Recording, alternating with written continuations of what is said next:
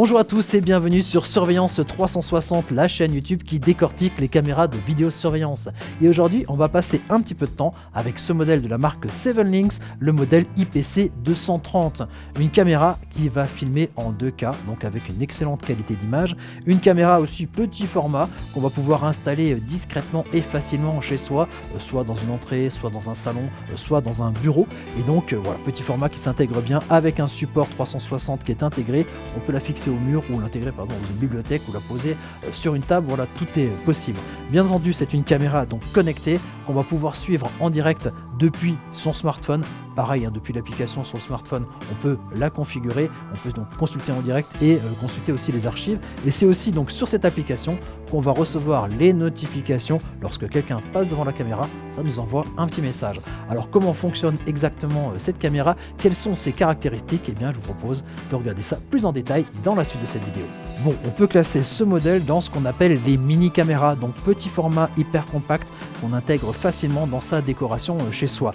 Bon, petite caméra, mais elle a quand même tout d'une grande, à commencer par son image. C'est une caméra qui va filmer avec une résolution 2K, 2304 par 1296 pixels. Ça fait une image avec énormément de détails. Ça peut être utile pour la vidéosurveillance, notamment pour regarder des détails. Et vu que cette caméra, vous allez la placer à l'intérieur, ça permet d'avoir des détails au niveau du visage, par exemple, pour reconnaître éventuellement les intrus qui seraient venus chez vous. Au niveau aussi du diaphragme, on est un diaphragme de 2 qui nous permet d'avoir une image assez lumineuse. Voilà, déjà en plein jour c'est bien, mais s'il fait un petit peu gris, l'image va rester. Alors je vous rassure tout de suite, on prend des images de jour, mais cette caméra est aussi équipée pour prendre des images de nuit avec même deux versions, avec deux systèmes différents.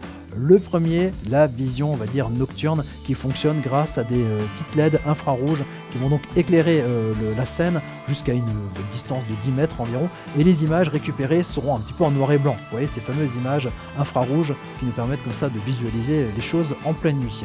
Par contre, il y a aussi un mode couleur. Alors le mode couleur, ce sont là par contre des petites LED blanches qui vont éclairer la scène. Alors la distance à portée est un peu moins grande qu'avec les LED infrarouges. Par contre, le niveau des couleurs, on est beaucoup plus juste, puisque donc l'image ne va pas basculer en mode infrarouge, elle va rester donc avec les couleurs naturelles. Alors au niveau de la résolution, on perd un petit peu. Par contre, voilà, au niveau des couleurs, on est beaucoup plus juste. Concernant la mémoire, alors il n'y a pas de disque dur intégré. Par contre, du coup, il faut intégrer une carte micro SD à cette caméra, et la carte micro SD n'est pas fournie avec la caméra. Donc ça, il faut l'acheter en plus à côté.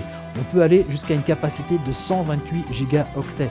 C'est énorme. Ça fait des heures et des heures de vidéo, voire même des jours. En termes de vidéosurveillance, on peut aller facilement au niveau de la semaine en filmant en continu, et bien au-delà si on filme que les événements. Ça, je vous en parlerai un petit peu tout à l'heure. Ça permet d'optimiser comme ça la taille de la carte. En tout cas, 128 Go, c'est vraiment énorme ici pour cette caméra. La détection va se passer directement au niveau de l'image filmée par la caméra.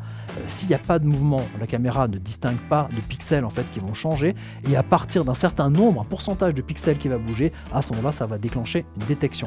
Alors bien sûr, ce nombre de pixels va dépendre de la sensibilité que vous allez pouvoir régler donc directement au niveau de l'application du smartphone. Alors autre avantage au niveau de cette détection, c'est la possibilité de choisir une zone de surveillance. Alors ce qui se passe, c'est simplement pour éviter le nombre de fausses détections. Alors, il suffit qu'il y ait une branche qui bouge, une plante qui se déplace, des choses comme ça, donc voilà, forcément ça va créer une détection. Donc pour éviter ces petits problèmes là, il y a une fonction ici au niveau de cette caméra qui vous permet de réduire en fait par rapport à l'image, c'est cibler vraiment une zone spécifique pour avoir les mouvements et donc déclencher à ce moment là les détections. Il y a aussi une autre fonction disponible sur cette caméra, c'est la fonction qui va se spécialiser sur la reconnaissance des personnes, la reconnaissance humaine, c'est-à-dire que si un chat qui passe, vous n'aurez pas de détection, ça va se concentrer sur quelque chose qui est assez grand, assez large comme un être humain. Dans les fonctions de détection qu'il y a sur cette caméra et pas forcément sur tous les autres modèles, c'est la détection audio, la détection sonore. C'est-à-dire lorsqu'il y a un gros bruit, la caméra va envoyer une notification sur votre téléphone. Dans ces gros bruits, il peut y avoir par exemple une porte qu'on va forcer, une fenêtre qu'on va casser, mais ça peut être des choses un peu plus simples comme un coup de téléphone, par exemple un coup de sonnette, un détecteur de fumée qui commence à sonner, ou même par exemple un bébé qui pleure. Et pour recevoir toutes les notifications, configurer la caméra, consulter les images en direct ou même les archives, tout ça, ça se passe via votre smartphone grâce à une application qui est gratuite, qui existe en version iOS et en version Android et qui s'appelle Elysion.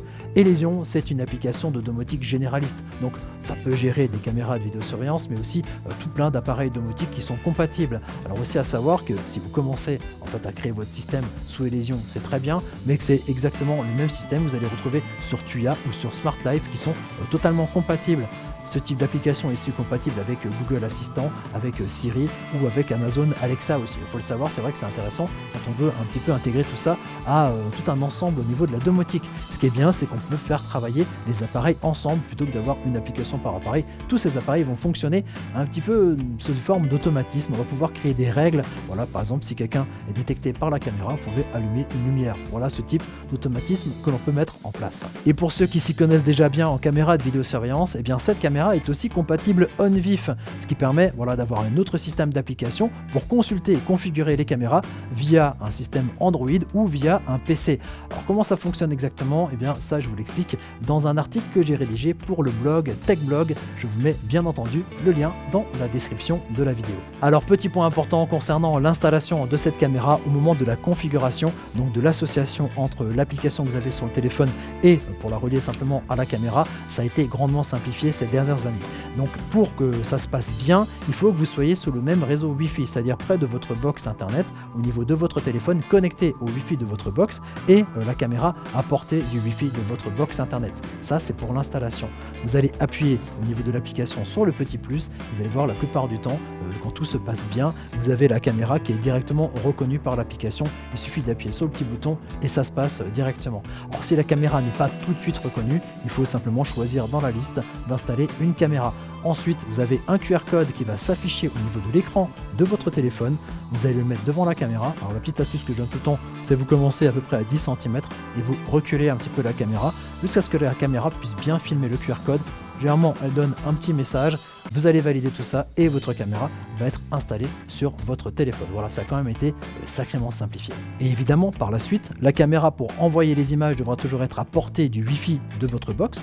Vous l'installez. Si vous n'avez pas assez de réseau partout dans la maison, mettez des répéteurs Wi-Fi. Je vous mets quelques liens aussi dans la description de la vidéo. Et puis sinon, avec votre téléphone, vous déconnectez du Wi-Fi, vous allez jusqu'à l'autre bout de la planète, consulter votre caméra donc depuis votre téléphone en 2G, 3G, 4G, 5G, 6G et peut-être 7G ou 8G dans les années à venir. Donc tout ça, ça se passe sur le téléphone. À quoi ressemble l'application? Je vais vous montrer ça. Vous allez pouvoir régler et configurer, on va dire, la caméra à deux points différents. Vous avez soit les petits raccourcis qui se trouvent sur le bas ici de l'écran, soit en passant par les trois petits points qui se trouvent en haut de l'écran où vous avez une liste un peu plus détaillée. Voilà, là on a plus de choses qui sont disponibles. Sur cette page d'accueil, on retrouve notamment le mode privé. En actionnant ici ce petit bouton, ce petit raccourci, clac, ça coupe directement la caméra. Ça, c'est pratique pour garder son intimité, notamment si vous avez partagé par exemple la caméra avec d'autres personnes. Donc voilà, là vous êtes tranquille. Il y a aussi bien entendu sur cette page d'accueil le mode relecture qui permet d'accéder aux archives de la caméra. Alors les archives, on peut revenir jour par jour en arrière et regarder ce qui s'est passé. Il y a des différentes visibilités en fait des choses, puisque vous allez donc pouvoir choisir au mode d'enregistrement de choisir le mode continu ou le mode par événement. Le mode continu, c'est le plus simple à expliquer, c'est que la caméra filme en permanence. Donc quand vous revenez dans les archives, il suffit de choisir l'heure à peu près et vous revenez et vous retrouvez à peu près ce qui s'est passé à cette heure-là. Par contre, le mode par événement, c'est enregistré uniquement lorsque la caméra détecte quelque chose. Donc le mode par événement économise un petit peu de place sur la carte SD. Par contre, évidemment, on n'a pas la totalité des fois de ce qui s'est passé devant la caméra et ça, c'est possible avec le mode continu qui lui prend plus de place. Voilà, il faut choisir un petit peu entre les deux. De toute manière, dès qu'il y a la détection, ça vous envoie une notification ici sur le téléphone. Et enfin, pour finir, on va parler un petit peu de l'installation. Donc cette caméra est fournie comme ça, directement accrochée à son petit support. On dit support 360 parce que vous avez vu qu'il est orientable, on peut choisir un petit peu toutes les directions possibles. On peut soit le poser sur un meuble, soit le fixer au mur. Il y a des petits trous qui sont là et même les vis et les chevilles qui sont fournies avec la caméra. Pour fonctionner la caméra, on a dit on a besoin de Wi-Fi, d'avoir une connexion avec la box Wi-Fi, mais aussi d'une alimentation électrique et ça se passe à l'arrière ici via ce connecteur USB-C avec un long câble qui est fourni et même le chargeur qui est aussi fourni ici avec la caméra, je le précise parce que ça devient des fois assez rare que le chargeur soit fourni. En tout cas, si vous ne souhaitez pas le brancher sur une prise de courant, c'est faisable de l'installer et de le brancher sur une batterie d'appoint et vous choisissez la taille de la batterie, la capacité de la batterie par rapport à l'autonomie que vous souhaitez au niveau de votre caméra. Voilà, je crois qu'on a fait à peu près le tour ici de cette caméra. Voilà, bien discrète, bien pratique, facile à installer. J'espère que cette vidéo vous a plu. Mettez-nous un petit j'aime. Si vous pensez que cette caméra pourrait être utile à quelqu'un que vous connaissez, partagez avec lui la vidéo. Et puis si vous aimez bien notre chaîne, n'hésitez pas à vous abonner. On propose comme ça des découvertes de caméras de vidéosurveillance très régulièrement. Allez, ciao ciao, à très bientôt pour la prochaine vidéo tuto.